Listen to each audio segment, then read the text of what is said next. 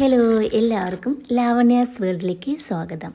ഇപ്പോൾ ചക്ക സീസണാണല്ലേ, നമുക്കിന്ന് ചക്കയും കൊണ്ടുള്ള ഒരു തോരനായാലോ? അപ്പോൾ ഇടിഞ്ചക്ക തോരനാണ് ഇവിടെ ഉണ്ടാക്കാൻ പോകുന്നത്. അപ്പോൾ ആവശ്യമുള്ള സാധനങ്ങൾ: കുറച്ച് ചുവന്നുള്ളി, ഒരു 18ഓളം ചുവന്നുള്ളി എടുത്തിട്ടുണ്ട് കേട്ടോ. നമുക്ക് ഉണക്കമുളകാണ് ഇതിന് ആവശ്യമുള്ളത്. ഒരു 15 ഉണക്കമുളക്, എരിവിനനുസരിച്ച് നിങ്ങൾക്ക് ചേർക്കാം. ഒരു 15 ഉണക്കമുളക് എടുത്തിട്ടുണ്ട്. കുറച്ച് കറിവേപ്പില, പിന്നെ നമ്മുടെ ചക്ക പശയൊക്കെ കളഞ്ഞ് കഷ്ണങ്ങളാക്കിയ ശേഷം ഒരു കുക്കർ എടുക്കുക.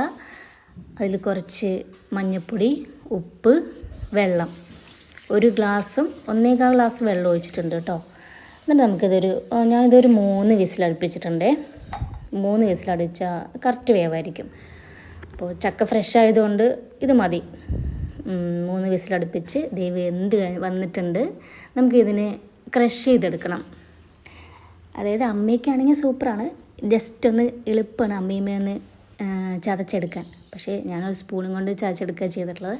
ചീനിച്ചട്ടി അടുപ്പിൽ വെച്ച ശേഷം വെളിച്ചെണ്ണ ഒഴിച്ചു കൊടുക്കുക. കടുക് പൊട്ടിക്കുക.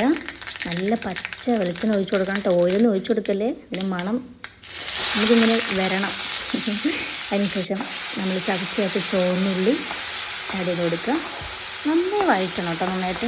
അതായത് വലിയ ബ്രൗൺ കളർ ആവുമൊന്നും വേണ്ട, ജസ്റ്റ് ഒന്ന് പച്ചമണമൊക്കെ ഒന്ന് മാറിക്കിട്ടി ഒന്ന് വഴന്നു വന്നാൽ മാത്രം മതി. അതിനുശേഷം നമുക്ക് കുറച്ച് കറിവേപ്പില ആഡ് ചെയ്ത് കൊടുക്കാം. ഫ്രഷ് അല്ലല്ലോ, നമ്മൾ പാലക്കാട് വീട്ടിലാണെങ്കിൽ പോയി വലിക്കുക.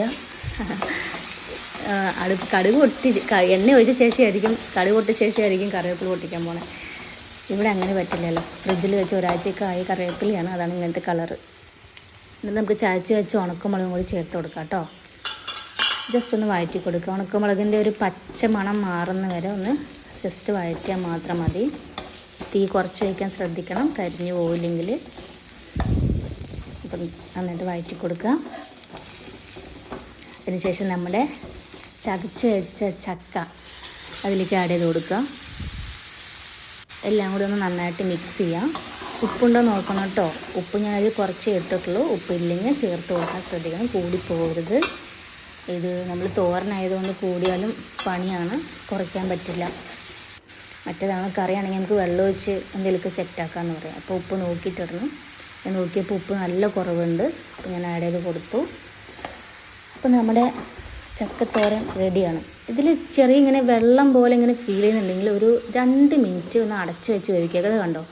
അപ്പോൾ എനിക്ക് തോന്നി ഒന്ന് ജസ്റ്റ് ഒന്ന് ഇങ്ങനെ അടച്ച് വെച്ച ശേഷം എടുത്തുവിട്ട് 2 മിനിറ്റ് അടച്ച് വെച്ച് വേവിച്ചു ഞാൻ. വെള്ളമൊക്കെ ഒന്ന് വറ്റി ഡ്രൈ ആയി വന്നിട്ടുണ്ട്. അപ്പോൾ നമ്മുടെ ചക്കത്തോരൻ റെഡി.